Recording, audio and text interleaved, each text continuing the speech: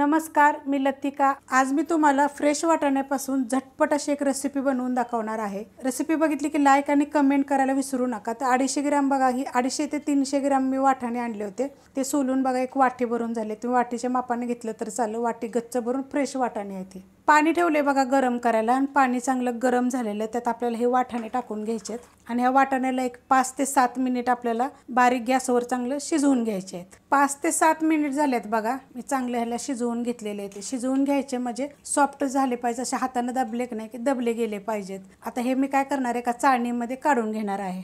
वाटाणे बघा मी गाळून घेतलेले आहेत। चाळणीमध्ये पूर्ण पाणी नितळून घ्यायचं। एक वाडगं घेऊया आणि त्याच्यामध्ये आपण हे वाटाणे टाकून घेऊया।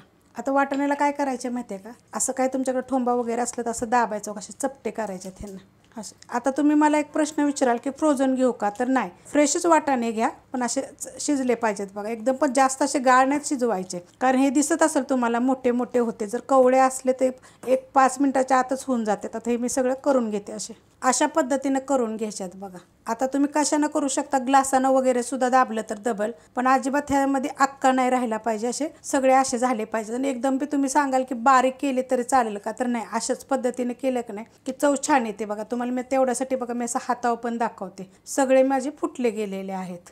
त्यात टाकायचे एक मीडियम आकाराचा कांदा बघा, एकदम बारीक कापून घेतलेला आहे। कांदा जरा थोडासा टाकला जास्त तरी पण चालू शकते। त्यात टाकायच्या 2 हिरव्या मिरच्या, 4 लसणाच्या पाकळ्या, अर्धा इंचाला कमी असं आलं मी कुटून घेतलेलं आहे। त्यात टाकायची थोडीशी हिंग पावडर, चवीप्रमाणे मीठ टाकायचे। त्यात टाकणार आहे कोथिंबीर, थोडासा ओवा हातावर चोळून घेतलेला आहे, थोडीशी हळद। त्यात टाकणार आहे थोडीशी मिरची पावडर, तिखटवाली पण आहे आणि कलरवाली पण आहे। छोट्या अर्धा चमच्याला कमी अशी मी टाकलेली आहे। त्यात आपण हिरवी मिरची बी टाकली, ती लक्षात ठेवायचं, नुसती लाल मिरची पावडर जरी टाकली तर चालेल। 2 चमचे टाकायचे सफेद तीळ। आता थंडीचे दिवस आहेत ना, तर कोणते जे पदार्थ आपल्याला आवडतात ना, त्यात थोडेसे सफेद तीळ टाकून खाल्ले तरी पण चालू शकतात। आता ह्यात टाकायचे आपल्याला बेसन पीठ, 2 चमचे मी बेसन पीठ टाकणार आहे, अशा आकाराचा चमचा आहे। आणि त्याच चमच्याच्या मापाने आपल्याला काय करायचं, 1 चमचा टाकायचे तांदळाचं पीठ। आता हे सगळं आपल्याला मिक्स करायचे, पाण्याचा वापर करायचा नाहीये। मिक्स करून घेतलेलं आहे बघा, अशा पद्धतीत झालेलं आहे बघा। आता ह्यात आपल्याला थोडंसंच पाणी टाकायचे, जास्त पाणी नाही टाकायचं। आणि आपण फक्त याच्यामध्ये 2 चमचे बेसन पीठ आणि 1 चमचा तांदळाचं पीठ। आता काय होतं माहिती आहे का, कमी जास्त वाटाणे असले ना तर तुम्हाला थोडंसं पीठ जास्त पण लागू शकतं। हे थोडंसं मी मिक्स करून घेते बघा, मिक्स करून घेतलेलं आहे।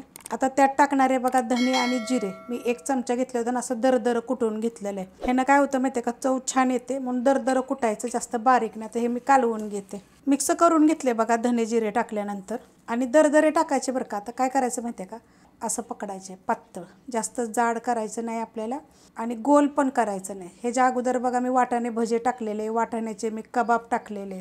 तुम्ही अशा पद्धतीने बनवून बघा एकदा, एकदम मस्त अशी चव लागते, एकदम वेगळी टेस्ट असते। आता तुम्ही ह्याच्यामध्ये काय काय टाकू शकता मला कमेंट करा, मी तुम्हाला सांगेन तुम्ही ह्याच्यामध्ये काय काय टाकू शकता। तर अशा पद्धतीने करून घ्यायचे। मी थोडेसे करून घेते, तर आपलं तेल गरम होते। तेल बघा चांगलं गरम झालेलं आहे आणि आपल्याला तेल इतकं गरम नाही पाहिजे की आपलं धूर निघस्तवर, असं नॉर्मली गरम पाहिजे। आणि गॅस मीडियम आहे ना, आपण आता हे सोडून घेऊया। तर तुम्हाला सांगते, आता हे मी थोडंसं मोठे मोठे बनवलेले आहेत, तर तुम्ही एकदम पातळ बारीक सुद्धा बनवू शकता। जसं की मी तुम्हाला बघा आता वड्या दाखवलेल्या आहेत कोथिंबीरीच्या, झटपट बनवून त्या पद्धतीनं। आणि जेवढे आपल्या तव्यात म्हणा कढईमध्ये जेवढं बसेल ना तेवढंच टाकायचे आपल्याला।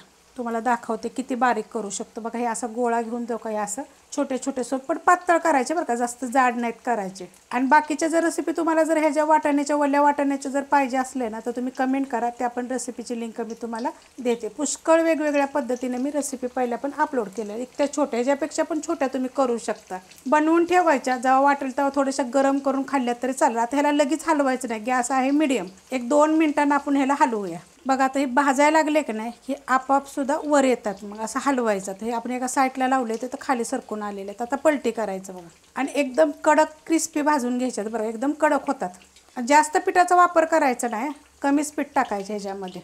एकदम ह्याच्यापेक्षा छोटं, तर हे किती मी छोटं केलं, ह्याच्यापेक्षा पण छोटं पातळ करू शकता, मस्त लागतं चवीला। आणि फ्रेश वाटाणे म्हटल्यानंतर तर एकदम भारी। आता हे आपण याला गोल्डन कलरवर फ्राय करून घेऊया।